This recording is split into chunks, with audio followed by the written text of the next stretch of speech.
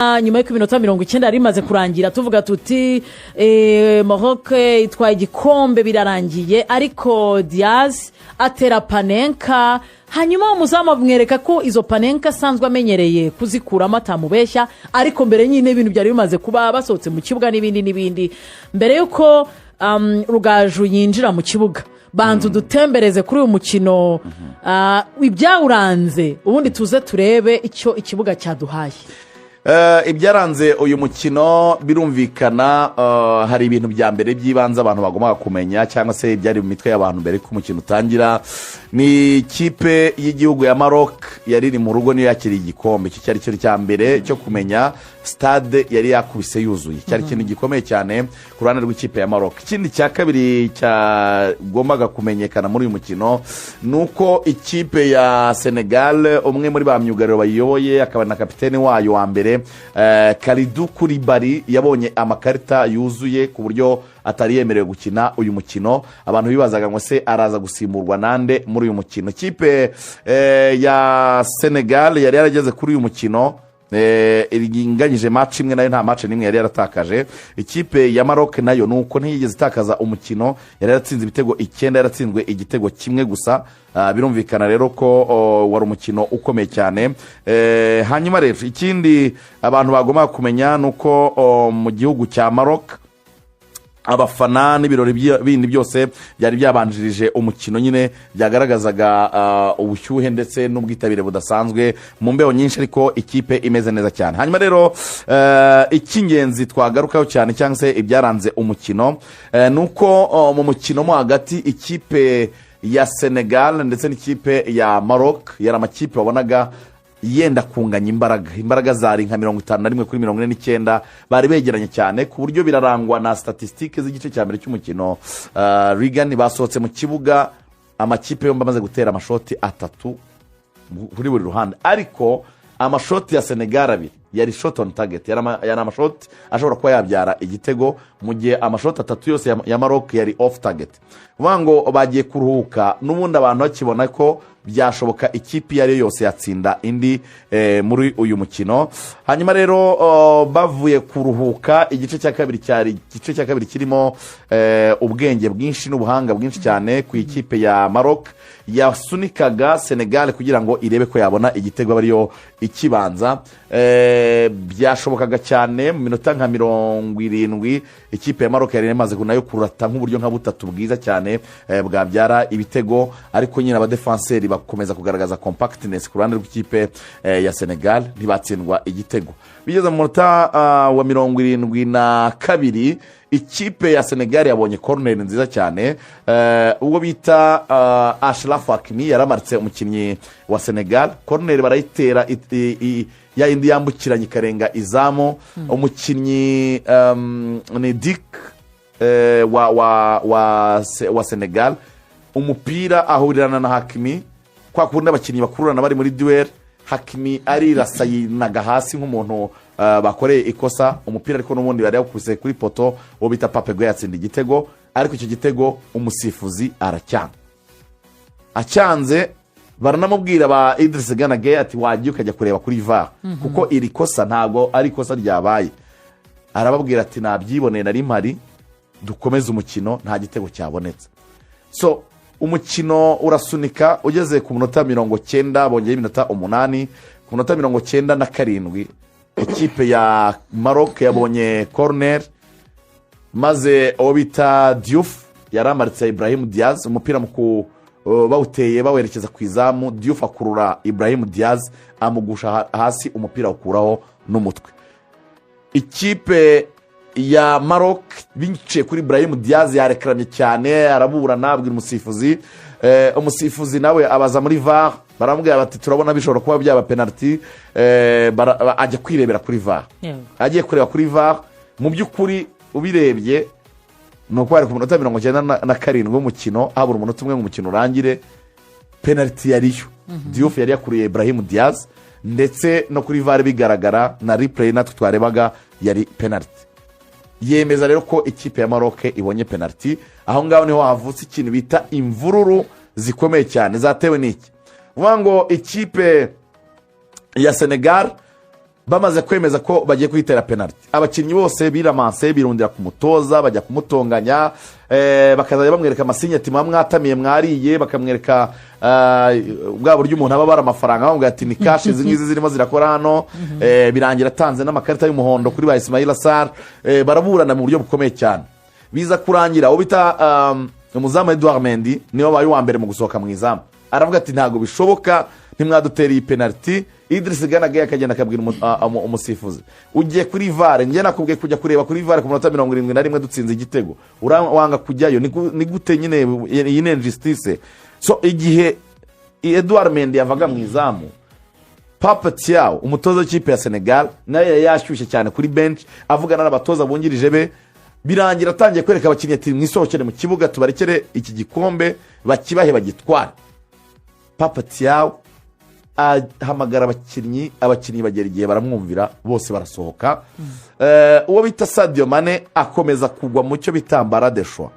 ananirwa guhitamo, avuga ati se numvire Papa Thiaw, si ibintu byaba ari byo kuri kariba yanjye cyangwa abakinnyi tugume mu kibuga. So Sadio Mane we ntiyigeze asohoka mu kibuga, akomeza kuzajya aganira n'abarbitre, abwira mutoza ati tubyihorere tubireke. So ariko biza kurangira akubitanye na Claude Leroy, umusaza mukuru cyane watoje amakipe menshi cyane muri Afurika. Claude Leroy aramwongorera, ibyo yamwongoreraga ariko birumvikana ko ari kumugira inama amubwira ati uri umukinnyi w'umukadre, ibintu mugiye gukora no guteza isura mbi ku mupira wa Afurika, n'ubundi igikombe baragitanga kandi muzahabwa n'ibihano, wabwiye bagenzi bawe bakagaruka. Sadio Mane agenda kwegera umutoza Papa Thiaw wari warakaye cyane, abimubwira Papa Thiaw ntibabyumvikanaho, haba hamanutse umurigend Diouf nawe araza, yari kuri telefone, ntabwo narinzi ngo yarimo aravugana nande, abwira Sadio Mane ati babwire mu by'ukuri bagaruke. So byarangiye Sadio Mane abwiye abakinnyi ati mugaruke, arinda no kujya muri vestiaire ajya kubizanira arabazana. So izo mvururu rero nicyo cyazikuruye cyane, nuko Senegal yumvaga yego nibyo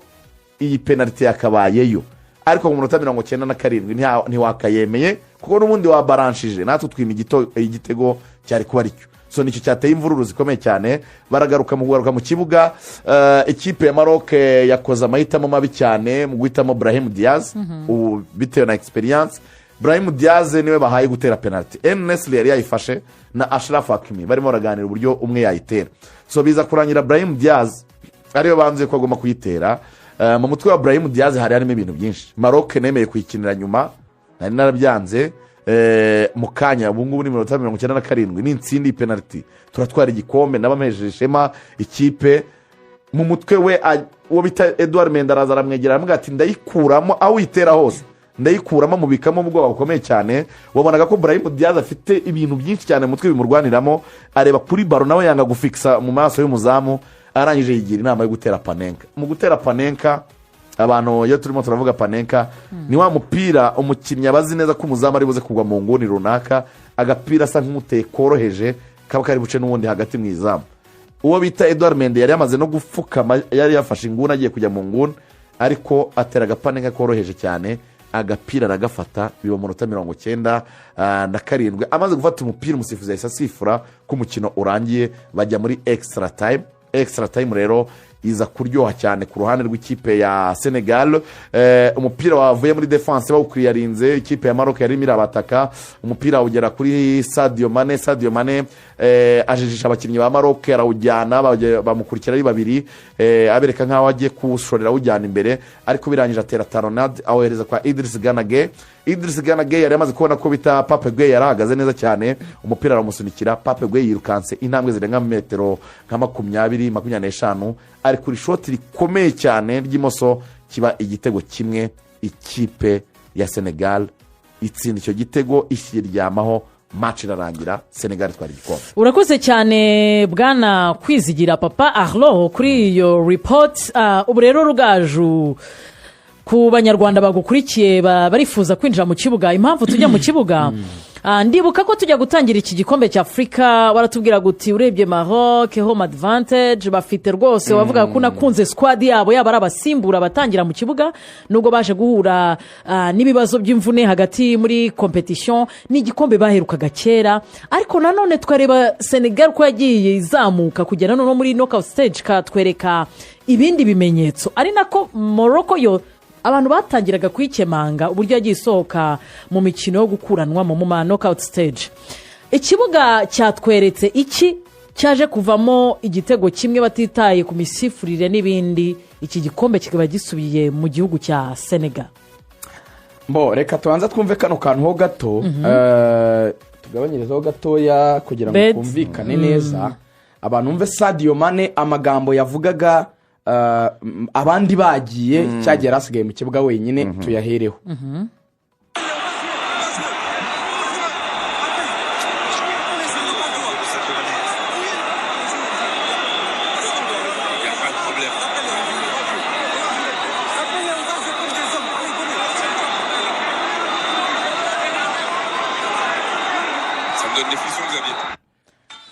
Ati on va jouer comme des hommes. Ati bahamagare baze bagaruke mu kibuga nta kibazo on va jouer comme des hommes. Ati turakina nk'abagabo. Icyo yavugaga ni iriya penalty yari imaze gutangwa kuri Brahim Diaz. Yego. Mbonye kwizigera rivuga kuri YouTube abantu bavuga ngo penalty siyo penalty niyo yafashe mu ishingo yamukuye Diouf yamukuye nta nubwo Senegal yahakanaga ko penalty atariyo Senegal yo yamubwiraga ngo kuki wanze igitego cyacu icyo cyo nicyo